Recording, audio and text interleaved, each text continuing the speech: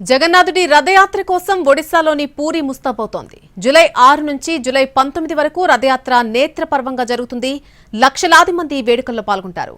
భక్తుల రద్దీని దృష్టిలో ఉంచుకుని 315 ప్రత్యేక రైళ్లు నడపాలని రైల్వే శాఖ నిర్ణయం తీసుకుంది.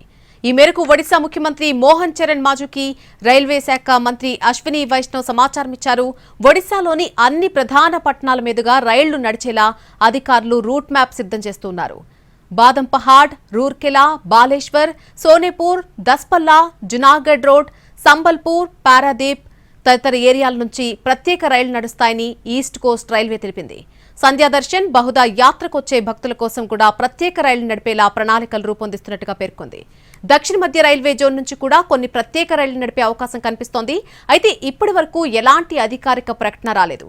వేడుకలు జరిగిన నాళ్లు భక్తులతో పూరి రైల్వే స్టేషన్ రద్దీగా మారే అవకాశం ఉంది.